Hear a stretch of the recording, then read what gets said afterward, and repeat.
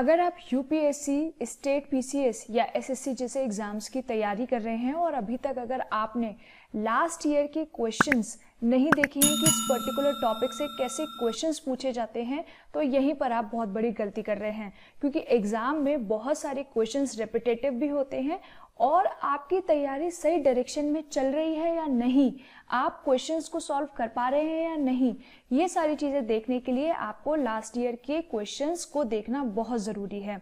इसीलिए हम लेकर आए हैं आज आपके लिए बहुत ही सिलेक्टेड क्वेश्चंस जो कि बहुत अच्छे एग्जाम्स में पूछे गए हैं, जैसे कि यूपीएससी या पीसीएस एग्जाम्स में लगातार इन क्वेश्चंस को रिपीट किया गया है। तो आज हमने आपका टॉपिक जो उठाया है वो है आपका भारतीय संविधान के स्रोत, जो कि बहुत ही इंपॉर्टेंट टॉपिक है और बहुत सारे क्वेश्चंस इससे पूछे जाते हैं। तो शुरू करते हैं बिना टाइम वेस्ट किए हुए इस वीडियो को।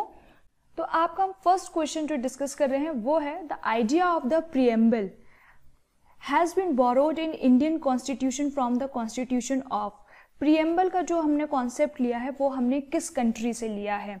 ओके, तो इसका सही आंसर है डी, यूएसए। आपको पता है कि जो यूएसए का कॉन्स्टिट्यूशन है वो भी शुरू होता है we the people of United States से, और इंडिया का जो कॉन्स्टिट्यूशन है वो भी जिस प्रीएम्बल से जो शुरू होता है वो प्रीएम्बल के स्टार्टिंग वर्ड्स हैं we the people of India. तो आपको याद रखना है जो प्रीएम्बल हमने लिया है वो कहाँ से लिया है? अमेरिका से लिया है। इसके बाद हमारा अगला क्वेश्चन है the concept of union of states in the Indian constitution has been derived from. जो हम बोलते हैं ना कि आर्टिकल 1 ही हमारा जो बात करता है कि India that is Bharat is the union of states. Bharat जो है वो बहुत सारे राज्यों का एक समूह है। ओके, तो वो हमने कहाँ से लिया है? तो वो हमने लिया है the British north American act. अब ये ब्रिटिश नॉर्थ अमेरिकन एक्ट क्या है? जब कनाडा ब्रिटिश के कंट्रोल में था तो जो कनाडा की कुछ टेरिटरीज ने आकर एक कनाडा एक यूनियन के फॉर्म में तय करने की उन्होंने जब जिस एक्ट के तहत उन्होंने इसको घोषणा की थी तो उसको हम बोलते हैं ब्रिटिश नॉर्थ अमेरिकन एक्ट। ये 1867 का एक्ट है। यही जो एक्ट है वो जो कनाडा का जो कॉन्स्टिट्यूशन है उसका एक मेन पार्ट है, जिसको कि अब कॉन्स्टिट्यूशन एक्ट ऑफ कनाडा के नाम से भी जाना जाता है। ओके, तो इसके बाद हमारा अगला क्वेश्चन आता है in Indian political system which one is supreme. अगर हम बात करें कि हमारा जो पॉलिटिकल सिस्टम है, राजनीतिक व्यवस्था है, उसमें सर्वोपरि कौन है? तो वो सुप्रीम कोर्ट, कॉन्स्टिट्यूशन, पार्लियामेंट या रिलीजन। तो हम सबसे ज्यादा वैल्यू किसको देते हैं? कॉन्स्टिट्यूशन को, क्योंकि हम जो भी काम करते हैं, गवर्नमेंट हमारी जो भी काम करती है वो किसके अनुसार करती है? तो वो करती है कॉन्स्टिट्यूशन के ही अनुसार। इसके बाद आता है एक बहुत ही important question the concept of judicial review. Judicial review का कॉन्सेप्ट हमने कहाँ से लिया है?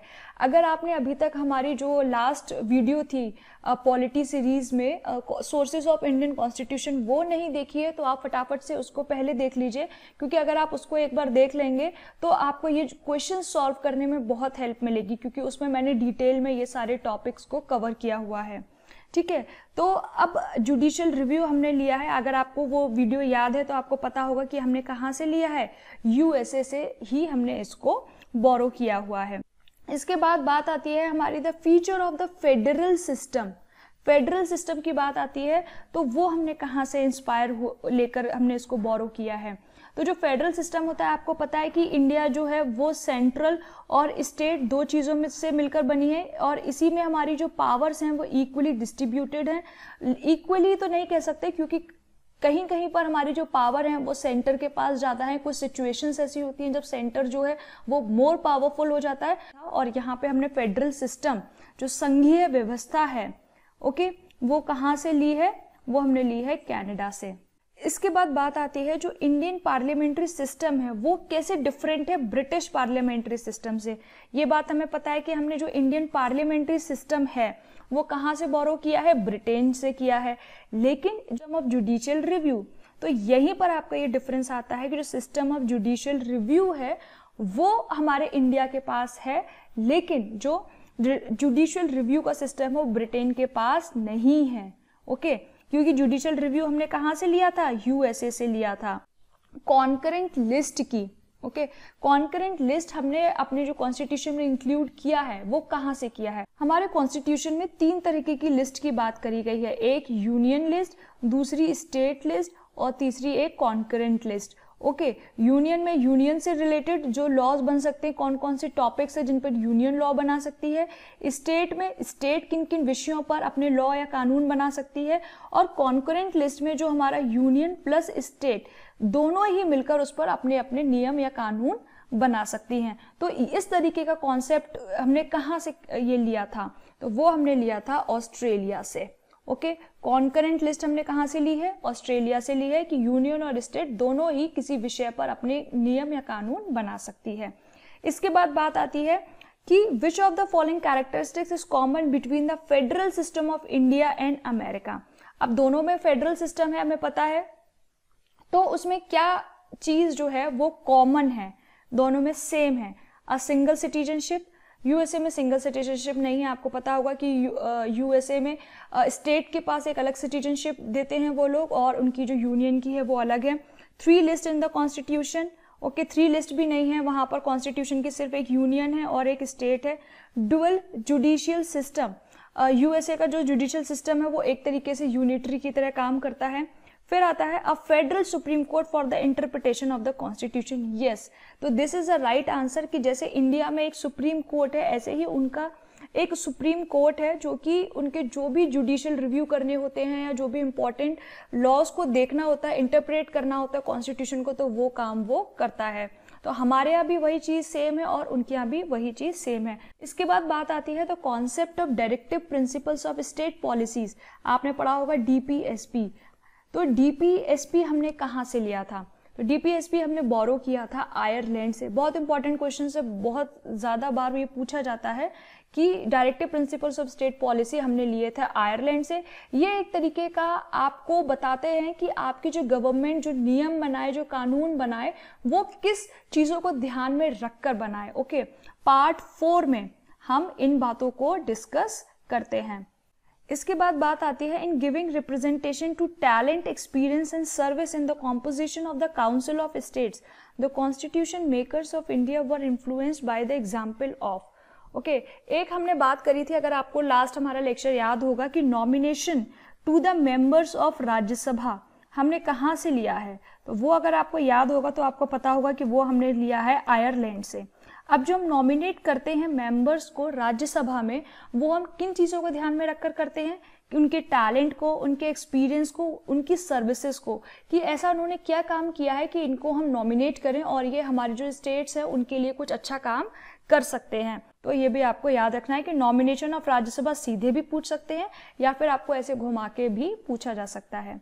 इसके बाद हमारा आता है अगला question, match the list 1 and 2। Okay, तो फंडामेंटल राइट्स हमने कहाँ से लिए हैं? अगर आपको याद होगा, फंडामेंटल राइट्स हमारे कहाँ पे हैं? पार्ट 3 में हम डिस्कस करते हैं। आर्टिकल 12 से लेकर 35 में फंडामेंटल राइट्स की बात करते हैं, और वो हमने कहाँ से ली हैं? यूएसए से लिया है। ओके, तो फंडामेंटल राइट्स आपके हो गए यूएसए से। पार्लियामेंट्री सिस्टम बहुत सरल है, हमने कहाँ से लिया है? ब्रिटेन से लिया है, यानी कि यूके से लिया है। इमरजेंसी प्रोविजंस, इमरजेंसी प्रोविजंस हमने कहाँ से लिए हैं? जर्मनी से लिए हैं, कि किस टाइप पे कैसी इमरजेंसी लगनी चाहिए। ओके, फिर आता है directive principle of state policy, अभी हमने डिस्कस किया है, हमने कहाँ से लिए हैं? आयरलैंड से लिए हैं। ओके, इसके बाद बात आती है एक और क्वेश्चन की जिसमें भी हमें मैच करना है। तो फर्स्ट है हमारा fundamental rights, very simple, US constitution से, US bill of rights. DPSP, Irish constitution. Cabinet government, cabinet government भी हमने कहाँ से ली है? ब्रिटिश कॉन्स्टिट्यूशन से। अब इन्होंने यहाँ पे घुमा के दे दिया यूनियन स्टेट रिलेशंस। तो यूनियन स्टेट रिलेशन की बात हम किस में करते हैं? फेडरल गवर्नमेंट में तो करते हैं। तो फेडरल गवर्नमेंट हमने कहाँ से ली है? कैनेडियन कॉन्स्टिट्यूशन से। Okay, very simple.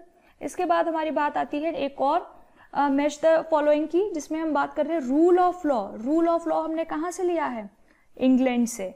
ओके, सबसे पहले हम बात करते हैं ना कि हमारे देश में जो सर्वोपरि है वो क्या है? कानून है। Procedure established by law, Japan. ये आपको एक सिंगल लाइन में आपको याद रखना है कि जापान से हमने मेनली एक ही फीचर बोरो किया है, जो कि है हमारा प्रोसीजर एस्टैब्लिश्ड बाय लॉ। फिर इसके बाद आती है बात reserving of bill by governor for the president's consideration. Okay, तो ये हमने कहाँ से लिया है, कनाडा से बोरो किया है। और कॉन्करेंट लिस्ट हमने अभी आप डिस्कस करी थी, हमने कहाँ से ली है, ऑस्ट्रेलिया से ली है। ओके, इसके बाद बात आती है नेक्स्ट क्वेश्चन की, the idea of the fundamental rights. अभी हम बहुत बार डिस्कस कर चुके हैं कि पार्ट 3 में हम फंडामेंटल राइट्स की बात करते हैं, अपने मौलिक अधिकारों की बात करते हैं, और वो हमने कहाँ से बोरो किए हैं, यूएसए के बिल ऑफ राइट्स से। ओके, फिर इसके बाद आता है next question, the concept of fundamental duties. Fundamental duties जो कि हमारे पार्ट 4 ए में है, और ये अमेंडमेंट के बाद इसको हमने इसमें इनकॉर्पोरेट किया है। 42nd अमेंडमेंट एक्ट आया था 1976 में। ओके, तब हमने इन चीज़ों को इंसर्ट किया था अपने कॉन्स्टिट्यूशन में। पहले से ये फंडामेंटल ड्यूटीज हमारे के जो मौलिक कर्तव्य हैं वो नहीं थे पहले, हमने इनको बाद में इनको इंक्लूड किया है। तो वो हमने कहाँ से लिया है, वो हमने लिया है रशियन कॉन्स्टिट्यूशन से, यानी कि USSR भी आप इसको लिख सकते हैं। तो शुरुआत कहाँ से हुई थी प्रॉपर रिटन कॉन्स्टिट्यूशन की, तो वो हुई थी हमारी अमेरिका से। ओके, और अमेरिका को हमने फॉलो करते हुए किया था, इंडिया ने भी उसको ही फॉलो किया था। तो रिटन कॉन्स्टिट्यूशन आपका कहाँ से शुरू हुआ था, अमेरिका से। ओके, तो ये थे आपके बहुत ही important questions from the topic sources of the Indian constitution. अगर आप चाहते हैं कि ऐसे ही इंपॉर्टेंट टॉपिक से हम आपके लिए क्वेश्चंस लेकर आएँ, तो आप हमें नीचे कमेंट सेक्शन में बता सकते हैं कि आपको कौन से टॉपिक से क्वेश्चंस चाहिए, हम उनको इंक्लूड करने की कोशिश करेंगे। हमारी वीडियो को शेयर कीजिएगा अपने फ्रेंड्स के साथ, लाइक कीजिएगा, और अगर अभी तक आपने चैनल सब्सक्राइब नहीं किया है तो सब्सक्राइब करना भी मत भूलिएगा। मिलते हैं आपसे नेक्स्ट वीडियो में, बाय बाय।